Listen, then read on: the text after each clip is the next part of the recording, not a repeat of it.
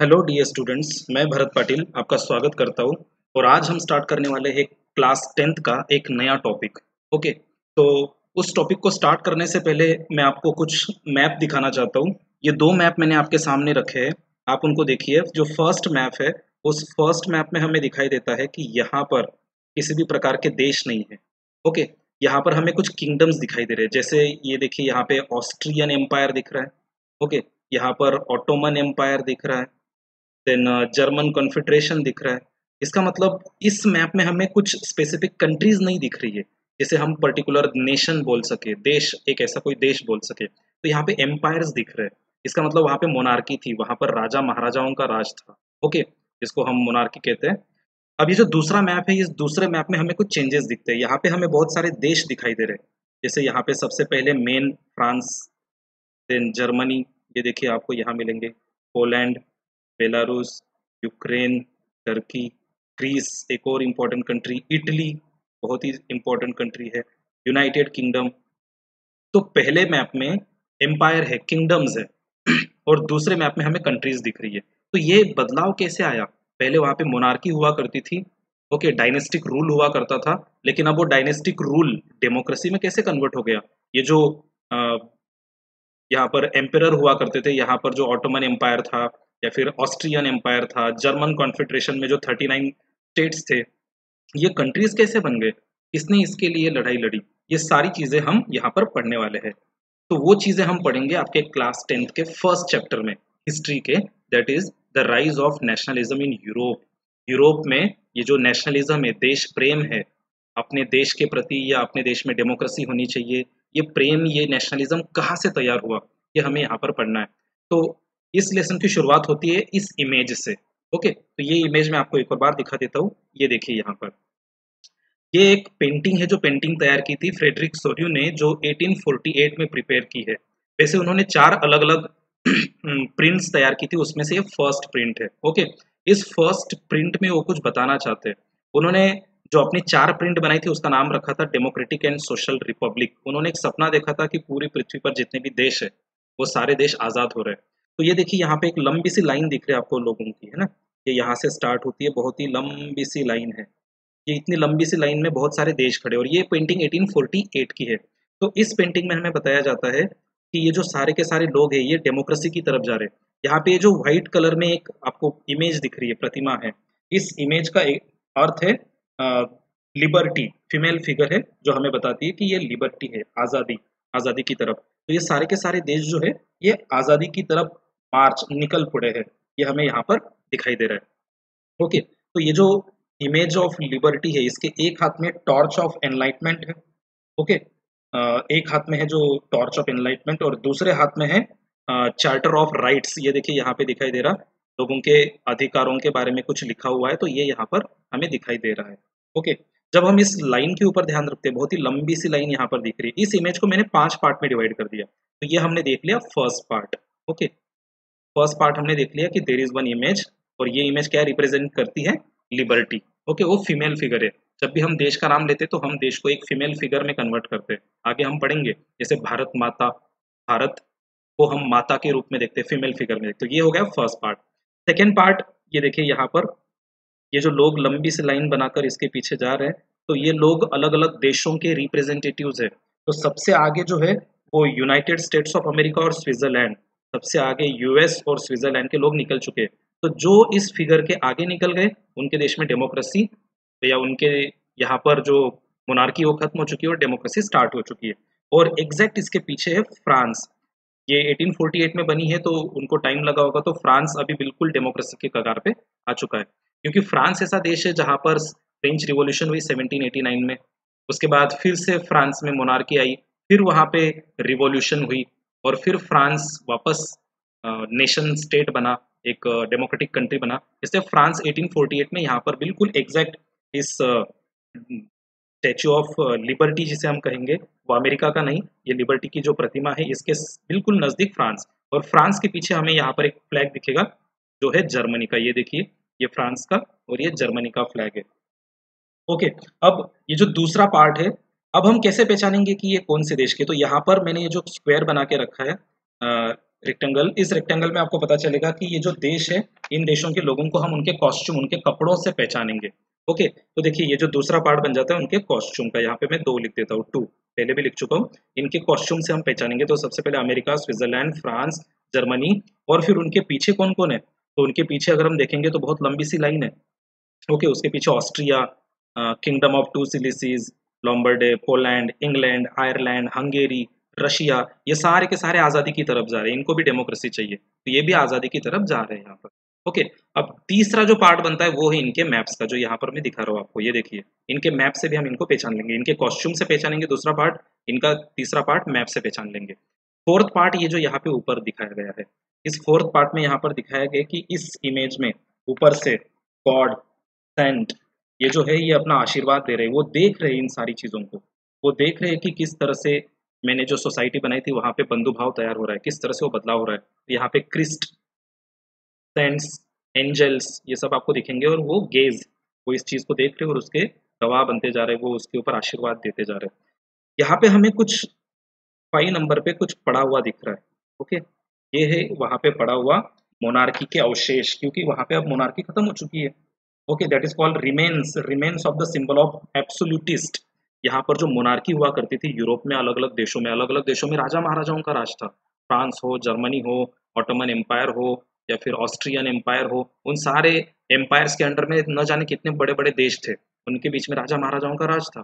तो मोनार्की यहाँ पे खत्म हो गई और उनके कुछ क्राउन्स पड़े हुए दिख रही है, देखिए ये उनके क्राउन्स है यहाँ पर।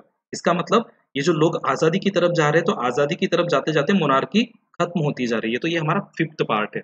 ओके, ये पेंटिंग फ्रेडरिक सोरी ने बनाई, और इस पेंटिंग में वो दिखाना चाहता है कि किस तरह से उसने सपना देखा और वर्ल्ड आज़ादी की तरफ, यूरोप में स्पेशली, कि सारे के सारे। अब अगर हम इंडिया की बात करेंगे तो इंडिया में बहुत पीछे मिलेगा, क्योंकि हमें आज़ादी मिली 1947 में, तो शायद हम भी इस मार्च में होंगे, रैली में होंगे, लेकिन हम बहुत लेट है 1947, तो हम पीछे होंगे। धीरे धीरे हमें भी आज़ादी की तरफ बढ़ना है।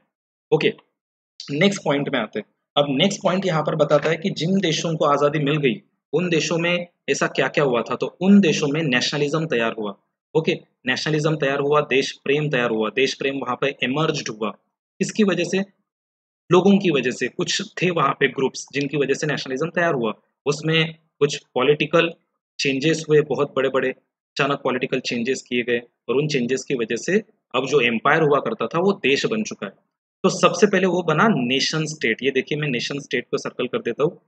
कोई भी देश अगर मोनार्की, और मोनार्की से अगर वो चेंजेस करता है, तो चेंजेस करने के बाद वो सबसे पहले जाता है नेशन स्टेट के अंदर। तो नेशन स्टेट क्या होता है वो हम देख लेते हैं सबसे पहले। नेशन स्टेट एक बहुत ही सिंपल कंसेप्ट है, अगर हम उसको सिंपल वर्ड में समझ लें, तो नेशन स्टेट मतलब ऐसी जगह जहाँ पे मोनार्की को खत्म कर दिया है सबसे पहले। ओके, ये देखो मैंने एम लिखा, मोनार्की को सबसे पहले खत्म कर दिया हो, मोनार्की को हटा दिया। तो मोनार्की को हटा दिया तो अब वो नेशन बन गया ना, पहले वो देश था ही नहीं। ओके, पहले तो कंट्री के, उसको कंट्री एज अ कंट्री गिनते ही नहीं थे, तो वो तो एम्पायर का हिस्सा था। उन्होंने मोनार्की को हटा दिया। मोनार्की को हटाते वक्त उन्होंने क्या क्या किया, तो वो यहाँ पे है। तो लोगों ने क्या किया, मेजोरिटी ऑफ इट्स सिटीजन्स, उनके देश के जो लोग हैं और उनके देश में जो आज़ादी चाहते हैं वो रूलर, इन सब लोगों ने क्या किया, इन्होंने लोगों के अंदर एक सेंस डेवलप किया। कौन सा सेंस? कि हम सब एक है, हम सब एक है और हम सबको एक होके लड़ना चाहिए। हम सब लोगों का इतिहास एक है, हिस्ट्री। हम सब लोगों के डिसेंड्स, आगे आने वाले जो हमारे वंशज है वो भी एक ही रहेंगे। तो इसलिए हमें लड़ना चाहिए और नेशन स्टेट बनाना चाहिए। तो सिंपल चीज़ है, नेशन स्टेट कब बनता है? जब मोनार्की को खत्म कर दिया जाता है। और मोनार्की को कैसे खत्म करेंगे? जब लोगों के अंदर एक सेंस तैयार होगा। कौन सा सेंस तैयार होगा? कॉमन आइडेंटिटी, हम सब एक है, हमारी आइडेंटिटी एक ही है। जैसे हमारे इंडिया के लोगों की आइडेंटिटी एक है, वी ऑल आर इंडियन। हमारा इतिहास एक है और हमारे आने वाले जो फ्यूचर है वो भी एक ही रहेगा। तो नेशन स्टेट। अब नेशन स्टेट बनने के बाद अगली कंसेप्ट रहती है मॉडर्न स्टेट। अब वो नेशन स्टेट बन गया, अब वो डेवलपमेंट की तरफ बढ़ेंगे, मॉडर्न स्टेट। ओके, अब वो उनके देश में अलग अलग प्रकार की कुछ नई नई चीजें तैयार करेंगे, डेवलप करेंगे। तो क्या डेवलप होगा वहां पे? उनके देश पर टोटल कंट्रोल होगा उनका खुद का। ये देखिए, सॉवरन, सॉवरन मतलब खुद के देश पे खुद का डिसीजन लेने का अधिकार। उनका जो देश है उसकी जो डिफाइन टेरिटरी, उनके देश की जो ज़मीन है, जैसे इंडिया की बात करें, तो इंडिया की जो ज़मीन है जम्मू कश्मीर से लेकर कन्याकुमारी और अरुणाचल प्रदेश से लेकर इधर गुजरात तक, तो ये जो हमारी क्लियरली डिफाइंड टेरिटरी है, ज़मीन है, जिस, तो हमें पता है कि कहाँ से कहाँ तक है, उस पर हम लोग ही डिसीजन ले सकते हैं। तो अपना देश नेशन स्टेट भी है और अपना देश मॉडर्न स्टेट भी है, क्योंकि हमने पहले मोनार्की को हटाया, मोनार्की की जगह पे हम बोल सकते हैं ब्रिटिश रूल को हटाया, क्योंकि हमने सबको दिखाया कि हम सब एक है, और फिर हमने अपने देश को सॉवरन बना दिया। अपने देश के कॉन्स्टिट्यूशन में है सॉवरनिटी, हमने अपने देश को सॉवरन बना दिया। ठीक है। अब इसको करते हुए हमें बहुत लंबा पीरियड लगेगा, लॉन्ग पीरियड। ओके, ये प्रोसेस छोटी नहीं है, बहुत लंबी है। हमें देश को नेशन मॉडर्न स्टेट बनाना है तो बहुत लॉन्ग प्रोसेस है। तो सिंपल चीज याद रखना, पहले नेशन स्टेट और फिर मॉडर्न स्टेट। नेशन स्टेट मतलब मोनार्की को हटाना, मॉडर्न स्टेट नेशन स्टेट बनने के बाद देश को प्रोग्रेस के पथ पे ले जाना, आगे ले जाना। तो आगे हम बढ़ते, कुछ और चीजें इस चैप्टर में पढ़ते हैं। अब यूरोप में जो फ्रेंच रिवॉल्यूशन हुई वो फ्रेंच रिवॉल्यूशन तो बाद में हुई, लेकिन सबसे पहले यूरोप में कौन सा देश था जिसने मोनार्की को हटाया? तो वो देश था फ्रांस। इसलिए हम नाइन्थ में भी पढ़ते हैं एक चैप्टर फ्रेंच रिवॉल्यूशन। और फ्रांस में जब रिवॉल्यूशन हुई तो उसकी वजह से पूरी दुनिया को कुछ चीजें सीखने के लिए मिली। तो क्या सीखने के लिए मिला वो हम यहाँ पे देख लेते हैं। सबसे पहले तो फ्रेंच रिवॉल्यूशन हुई 1789 में। बाद में फ्रांस में फिर से मोनार्की आ गई थी, दैट पार्ट इज डिफरेंट, वो हम आगे पढ़ेंगे। फ्रांस में कुछ पॉलिटिकल और कॉन्स्टिट्यूशनल चेंजेस भी कर दिए गए थे, अधिकार मिले थे वहां पर।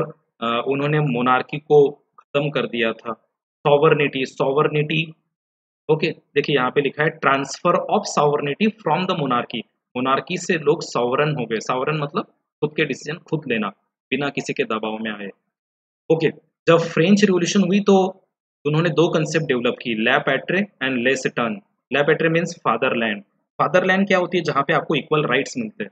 तो जैसे हम मदरलैंड कहते हैं ना, तो फादरलैंड भी कह सकते हैं, इक्वल राइट्स। ले सिटर्न मतलब द सिटीजन, आप उस देश के सिटीजन बन जाते हो अगर आपका देश नेशन स्टेट बन गया। तो यूरोप ने सबसे पहले, फ्रांस ने सबसे पहले यूरोप को और पूरे वर्ल्ड को आइडिया दी लै पैट्रे और ले सिटर्न। यहाँ पे हमें क्वेश्चन आ सकता है कि what ideas were spread, okay, what ideas were spread by French revolution in the world. World में कौन सी आइडिया स्प्रेड हुई? तो ले पैट्रे नाम की एक आइडिया स्प्रेड हुई, ले सिटन नाम की एक आइडिया स्प्रेड हुई जिसमें सिटीजन दिखाए जाते हैं, उसमें यूनाइटेड कम्युनिटी होती है जिसमें लोगों को इक्वल राइट्स मिलते हैं। ओके, तो ये चीजें वहां पर पब्लिश कर दी गई। उसके बाद स्टेट जनरल का हमने क्लास 9th में पढ़ा है। स्टेट जनरल मतलब group of first, second and third state. First state के 300 मेंबर्स, सेकंड स्टेट के 300 मेंबर्स और थर्ड स्टेट के 600 मेंबर्स। तो ऐसे जो टोटल मेंबर्स थे उनके ग्रुप को स्टेट जनरल कहा जाता है, मतलब वो इलेक्टेड बॉडी थी। तो इससे क्या पता चलता है कि इलेक्शंस भी प्रमोट हो गए। बाद में उस स्टेट जनरल का नया नाम रखा गया नेशनल असेंबली। ठीक है, तो ये दूसरी आइडिया कि इलेक्शंस। पहली आइडिया फादरलैंड जिसमें इक्वल राइट्स मिलते हैं, जिसमें यूनाइटेड कम्युनिटी जो होती है, लोगों की जो सारे लोग होते हैं वो अपने इक्वल राइट्स को एंजॉय करते हैं। अगली आइडिया जो पूरे वर्ल्ड को पता चली, फ्लैग। जरूरी नहीं है ट्राई कलर, लेकिन बहुत सारे देशों के फ्लैग में देखो आप, अलग अलग प्रकार के कलर होते हैं जो इंडिकेट करते हैं। ओके, तो फ्लैग भी लोग, उन्होंने बताया कि फ्लैग अपने देश का होता है जो आइडेंटिटी है। उन्होंने फ्लैग क्यों दिखाया? क्योंकि अब वहां पे जो रॉयल स्टैंडर्ड है दैट इज फिनिश्ड और लोगों का राज स्टार्ट हो चुका है। न्यू हिम्स वर कंपोज, नए नए गीत वहां पर बनाए गए, ओथ्स शपथ ली गई, जो शहीद हुए थे उनको याद किया गया। तो ये सारी चीजें फ्रेंच रिवॉल्यूशन से पूरी दुनिया को पता चली। ओके, नेक्स्ट, उन्होंने कुछ इंटरनल कस्टम ड्यूटीज, जो कुछ टैक्सेस थे उनको वहां से हटा दिया, एबॉलिश कर दिया। यूनिफॉर्म सिस्टम ऑफ वेट्स, वजन जो होता है ना किलोग्राम वगैरह, उसके भी यूनिफॉर्म सिस्टम कर दिए, अलग अलग नहीं रहेंगे।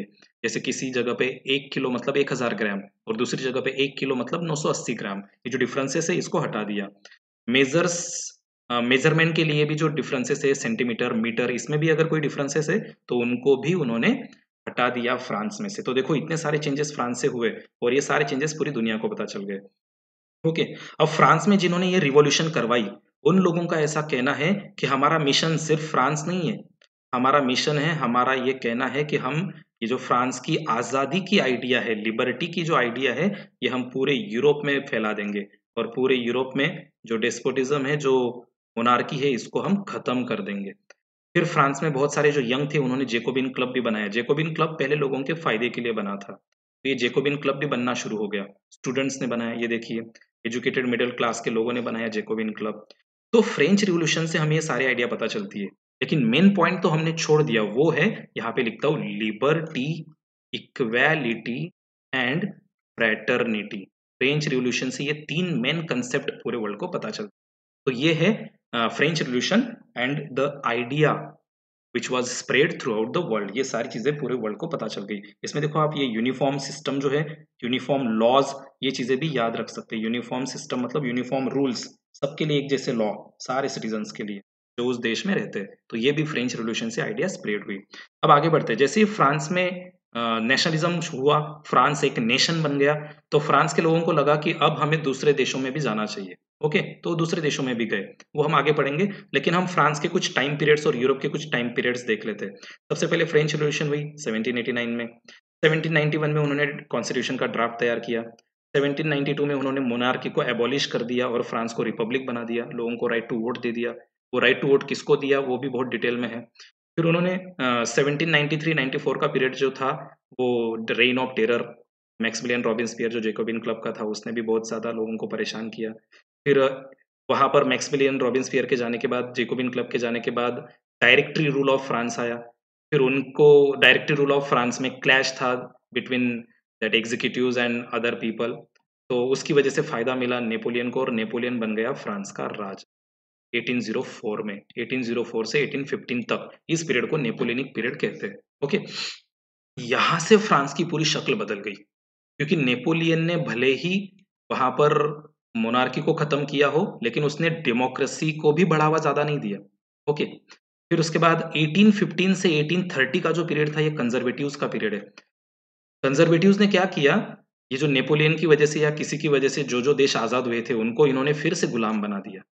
ओके, फिर 1830 के बाद लोगों ने आवाज उठाना शुरू किया। उस पीरियड को कहते हैं द पीरियड ऑफ रिवॉल्यूशंस या पीरियड ऑफ रिवॉल्यूशनरीज। फिर 1861 में इटली जो 7 पार्ट में डिवाइडेड था, वो एक देश बन गया। इटली में अलग अलग देशों का राज था, अलग अलग मोनार्कीज थी, मल्टी मोनार्की थी, वो खत्म हो गई और इटली एक यूनाइटेड नेशन बन गया, नेशन स्टेट और फिर मॉडर्न स्टेट। 1871 में जर्मनी भी एक यूनाइटेड कंट्री बन गया। जर्मनी में 39 प्रकार के अलग अलग स्टेट्स हुआ करते थे, जहाँ पे अलग अलग लैंग्वेजेस थी, अलग अलग करेंसीज थी, वो सब खत्म हुआ और जर्मनी एक यूनाइटेड कंट्री बन गया। और फिर धीरे धीरे ग्रेट ब्रिटेन जिसे हम कहते हैं, वो भी एक यूनाइटेड कंट्री बन गया। वहाँ पे वेल्स, स्कॉटलैंड, आयरलैंड और खुद इंग्लैंड, ये 4 पार्ट थे, तो वो भी एक यूनाइटेड कंट्री बन गया। तो इसमें से हमें ये जो 2-3 पीरियड है ना, ये बहुत ज्यादा याद रखने। एक नेपोलियन पीरियड 1804 से लेकर 15, और कंजर्वेटिज्म या कंजर्वेटिव्स का पीरियड, जो उन्होंने बहुत ज्यादा नुकसान यूरोप को दिया, जिन्होंने डेमोक्रेसी को बिल्कुल खत्म कर दिया, जिन्होंने मोनार्की को बढ़ावा दिया। और ये रिवॉल्यूशनरीज का पीरियड, वैसे इसके बाद भी रिवॉल्यूशन चलती रही, 1848 के बाद भी रिवॉल्यूशन चलती रही, लेकिन ये मेन पीरियड है। ठीक है, अब आगे बढ़ते हैं। हमने बात की थी कि फ्रांस में जो फ्रेंच रिवॉल्यूशन हुई, उनका कहना था कि अब हम बाकी देशों में भी रिवॉल्यूशन करवाएंगे। इसलिए फ्रांस की जो आर्मी थी, फ्रेंच आर्मी, आर्मी मतलब वो पुलिस वाले ही बोल नहीं सकते हम। फ्रेंच आर्मी मतलब वो जो दूसरे देशों को भी आजाद करवाना चाहते, जो दूसरे देशों को भी देखना चाहते कि वो भी नेशन बने, वो भी नेशन बने, वहां पर भी मोनार्की खत्म हो जाए। तो देखो, फ्रांस की जो आर्मी थी वो कहाँ कहाँ गई। तो सबसे पहले उन्होंने एंट्री की हॉलैंड, बेल्जियम और स्विट्जरलैंड में, और इटली में भी 1790 में। जैसे ही वो फ्रेंच रिवॉल्यूशन हुई, अगले ही साल उनको लगा कि अब हमें बाकी देशों को भी मदद करनी चाहिए, बाकी देशों में भी नेशनलिज्म का बढ़ावा देना चाहिए। इसलिए French armies began to carry the idea. France की जो आर्मी थी उन देशों में गई और कौन सी आइडिया लेके गई, नेशनलिज्म। वो उन्होंने उनको बताया कि आप भी आपके देश को आजाद करवा सकते हो, आप भी आपके देश में नेशनलिज्म शुरू कर सकते हो। तो ये सारी चीजें फ्रेंच आर्मी ने वहां पर बताई। Okay, through a return to monarchy Napoleon. अब नेपोलियन जब राजा बन गया, उसने मोनार्की तो खत्म कर दी फ्रांस में। ओके, नेपोलियन, हमने क्लास 9th में पढ़ा है कि नेपोलियन ने डायरेक्टरी रूल ऑफ फ्रांस जो था फ्रांस में, उसका जो क्लैश था, वो जो कमजोर हुआ, जिसकी वजह से नेपोलियन को राजा बनने में मदद मिली। नेपोलियन राजा बन गया, नो प्रॉब्लम, लेकिन उसने डेमोक्रेसी को भी डिस्ट्रॉय किया। ओके, अब नेपोलियन को मॉडर्न लीडर भी कहते हैं। उसने मोनार्की खत्म किया, लेकिन डेमोक्रेसी को भी खत्म किया। लेकिन नेपोलियन ने कुछ ऐसे अच्छे अच्छे चेंजेस किए थे एडमिनिस्ट्रेटिव फील्ड में। एडमिनिस्ट्रेटिव मतलब जो पेपर वर्क होता है, कैसे अपने देश को संभाले, अपने देश में कैसे काम करे, ये सारी चीजों में उसने बहुत अच्छे अच्छे रिवॉल्यूशनरी चेंजेस किए थे। और उन रिवॉल्यूशनरी चेंजेस को हम नेपोलियनिक कोड भी कहते हैं। वो रिवॉल्यूशनरी चेंजेस बहुत सारी जगह पे यूज हुए, वो इफिशियंट भी थे। तो कौन से चेंजेस नेपोलियन ने किए थे, उसको क्या कहते हैं, नेपोलियन ने ऐसा क्या किया था कि उसको मॉडर्न लीडर कहते हैं। तो नेपोलियन ने 1804 से लेकर 1815 के पीरियड में जो चेंजेस किए, वो चेंजेस हम यहाँ पर देख लेते हैं। उसको हम नेपोलियनिक कोड भी कहते हैं या फिर हम उसको सिविल कोड भी कहते हैं। ओके, दोनों प्रकार से क्वेश्चन आ सकता है। नेक्स्ट, बर्थ के बेसिस पे जिनको जिनको फायदे मिल रहे थे वो सारे फायदे उसने हटा दिए। बर्थ के बेसिस मतलब कोई राजा का बेटा है तो राजा का बेटा है इस वजह से उसको फायदा मिलेगा क्योंकि उसका राजा के घर में जन्म हुआ, और कोई अगर गरीब के घर में जन्म लेता है तो उस वजह से उसका नुकसान होना चाहिए। तो ये जो डिफरेंसेस थे ये डिफरेंसेस उसने हटा दिए, बर्थ के बेसिस पे कोई फायदा नहीं मिलेगा। अगला चेंज उसने किया equality before the law. Equality before the law मतलब all the people are equal before the law. सारे लोग लॉ के लिए इक्वल है and laws are equal for all people, law भी सबके लिए इक्वल है। Right to property, secure right to property, लोगों को प्रॉपर्टी कलेक्ट करने का अधिकार दिया, ऐसा नहीं कि किसी से छीन ले वगैरह। अब ये जो इसने चेंजेस किए थे, ये चेंजेस जहां जहां पे फ्रांस का कंट्रोल था, जिन जिन देशों में, जिन जिन कॉलोनीज में, वहां पर भी ये चेंजेस शुरू करवा दिए गए। देखो, this code was exported two reasons under French control. जहां जहां फ्रांस का कंट्रोल था वहां वहां पर भी ये चेंजेस लागू करवा दिए गए। देखिए कहाँ कहाँ पर, in the Dutch Republic, Switzerland, Italy, Germany, उस जगह पे उसने कुछ एडमिनिस्ट्रेटिव मेजर्स जो थी उसको सिंपल करवा दिया। एडमिनिस्ट्रेटिव मेजर एक बहुत ही इंपॉर्टेंट वर्क है। जैसे अपने डिस्ट्रिक्ट में जो कलेक्टर होते हैं वो एडमिनिस्ट्रेटिव वर्क में बहुत ही एक्सपर्ट होते हैं, उनको पता होता है कि कैसे काम किया जाता है, पेपर वर्क कैसे होता है, कैसे ध्यान रखना पड़ता है, कैसे ऑब्जर्व करना पड़ता है, ये सारी चीज़ें। इन्होंने फ्यूडल सिस्टम को भी बंद कर दिया। फ्यूडल सिस्टम मतलब जमींदार से जमीन लेना और उसके बदले जमींदार को पैसे देना, ये बहुत बड़ी कंसेप्ट है फ्यूडलिज्म। ओके, तो ये फ्यूडल सिस्टम जो था उसको भी खत्म कर दिया उन्होंने, क्योंकि लोग जमींदारों से जमीन लेते थे और उसके बदले में वो बहुत पैसे चुकाते थे। उसके बाद सेर्फडम। अब देखो, फ्यूडलिज्म मतलब जो जमीन देता है, और सेर्फडम जो जमीन लेता है, जो उस जमीन पर मेहनत करता है और पैसे देता है जमींदार को। तो ये जो सेर्फडम था, भूदासत्व, ये भी खत्म कर दिया। मिनरल ड्यूज, कोई टैक्स वगैरह होगा किसी के ऊपर, वो भी खत्म कर दिया उन्होंने। Okay, in towns too guild restrictions were removed. यहीं पे रहना पड़ेगा, वहीं पर रहना पड़ेगा, टाउन्स के अंदर जो रिस्ट्रिक्शंस थे वो भी हटा दिए। ट्रांसपोर्ट और कम्युनिकेशन सिस्टम में भी उसने बहुत सारी इंप्रूवमेंट्स करवा दी। ट्रांसपोर्टेशन सिस्टम शायद स्लो होगा, कम्युनिकेशन, मैसेज यहाँ से वहाँ पास करना, वो भी शायद इतना अच्छा नहीं होगा, तो उसको भी इम्प्रूव करवा दिया। उसके बाद उसने बहुत सारे फ्रीडम, नए नए फ्रीडम दिए, किसको? पीजेंट्स, आर्टिसंस, वर्कर्स, बिजनेसमैन, इनको बहुत सारे नए नए फ्रीडम दे दिए। उसने हर फील्ड में डेवलपमेंट की, हर फील्ड में उसने चेंजेस किए, जिसमें यूनिफॉर्म लॉ, सबके लिए एक जैसे रूल। ये जो यूनिफॉर्म लॉ है ना, ये फ्रेंच रिवोल्यूशन की आइडिया में भी हम पढ़ते हैं। स्टैंडर्डाइज्ड वेट्स, वेट्स जो है उसमें कोई डिफरेंसेस नहीं रहेंगे, मेजरमेंट जो है उसमें डिफरेंसेस नहीं रहेंगे, centimetre, millimetre, metre, kilometre. Common national currency, उसने करेंसी भी एक करवा दी। अगर एक ही देश में 3-3, 4-4, 5-5 करेंसी होगी तो उस देश में तो एक्सचेंज करना आसान नहीं होगा, डिफिकल्ट हो जाएगा। तो उन्होंने नेशनल करेंसी को भी एक जैसा बना दिया। इसकी वजह से जो बिजनेसमैन थे, इसकी वजह से जो स्मॉल स्केल प्रोड्यूसर्स थे, उनको लगा कि ये तो बहुत अच्छी इंप्रूवमेंट स्टेप्स है, इसकी वजह से देश को डेवलपमेंट में आसानी होगी। तो इसको हम सिविल कोड ऑफ 1804 कहते हैं, इसको हम नेपोलियनिक कोड भी कहते हैं। ओके, अब आगे बढ़ते हैं। अब यहाँ पे देखिए, हम लोगों ने पढ़ा था कि फ्रेंच आर्मी जो थी वो कुछ देशों में गई थी, है ना, पीछे वाले पार्ट में पढ़ा था।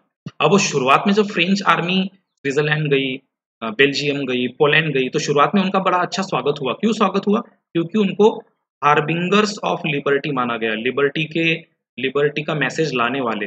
वैसा लगा उन देशों को, स्विट्जरलैंड को। हमने पीछे पॉइंट में पढ़ा था कि फ्रांस की आर्मी उन देशों में गई जहाँ पे उनको डेमोक्रेसी या नेशनलिज्म की शुरुआत करनी थी। देखो, हॉलैंड में गए थे, स्विट्जरलैंड में गए थे, ब्रसल्स जो बेल्जियम की कैपिटल है, मेन्स, मिलान, वार्सो, ये अलग अलग शहर है। तो फ्रेंच आर्मी का शुरुआत में बहुत अच्छा स्वागत हुआ।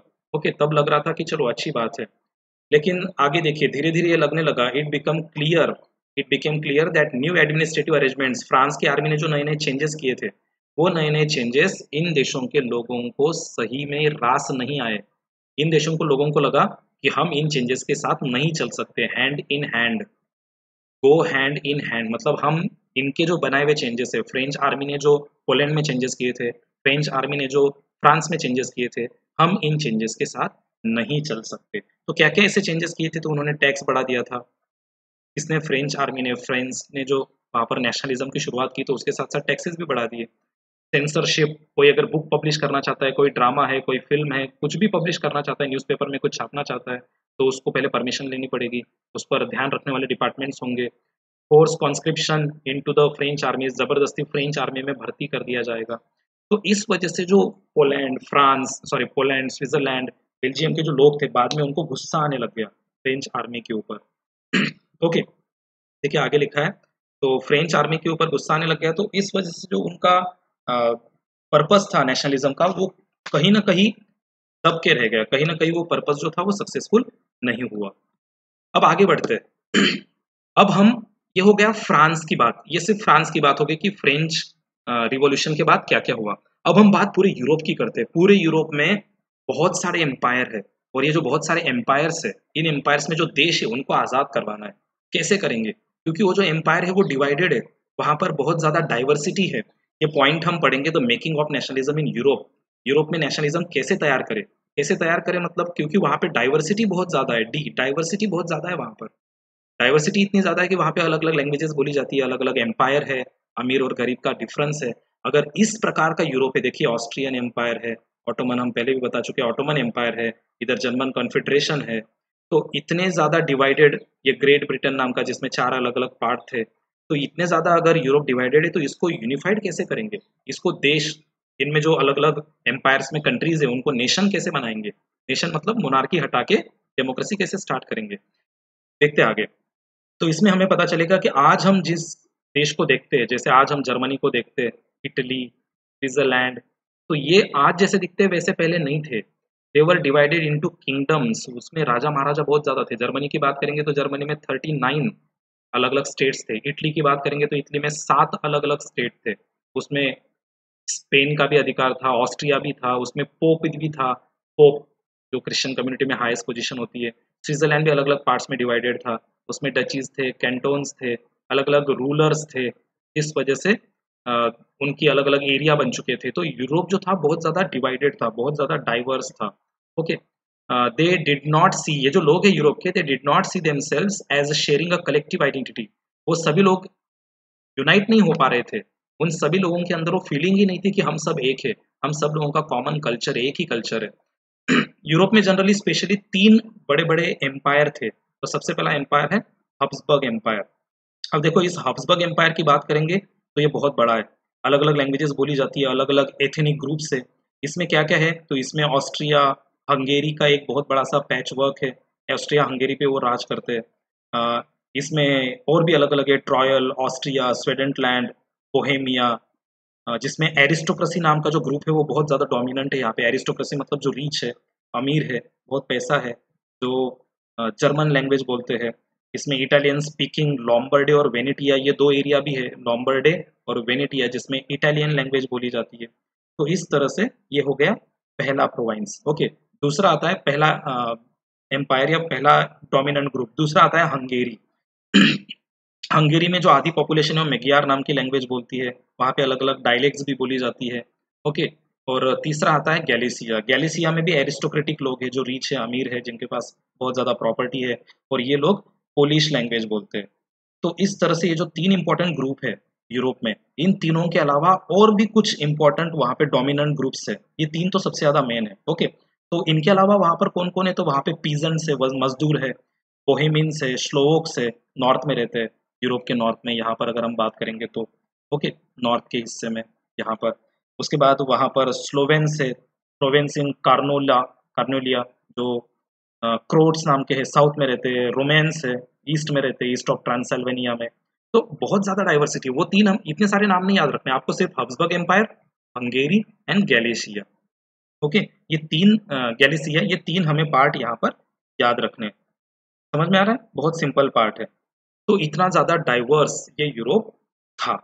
ओके, अब हम अपना नेक्स्ट पॉइंट पढ़ते हैं, और वो पॉइंट है the aristocracy and the new middle class.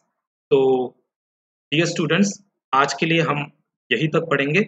मैं नेक्स्ट पार्ट में, नेक्स्ट वीडियो में जो आगे वाली कंसेप्ट है वो आपको एक्सप्लेन कर दूंगा। तो आज हमने क्या क्या पढ़ा? तो हमने पढ़ा सबसे पहले फ्रेडरिक सोरियो की बनाई हुई वो पेंटिंग, उसके बाद फ्रेंच रिवॉल्यूशन हुई, फ्रेंच रिवॉल्यूशन की वजह से कौन सी आइडियाज यूरोप में और पूरे वर्ल्ड में फैल गई। उसके बाद हमने पढ़ा कि फ्रांस की जो आर्मी थी वो पोलैंड, स्विट्ज़रलैंड वगैरह इन देशों में गई। फिर उसके बाद हमने पढ़ा नेपोलियन आया फ्रांस में, तो सबसे पहले हमने फ्रांस की बात की।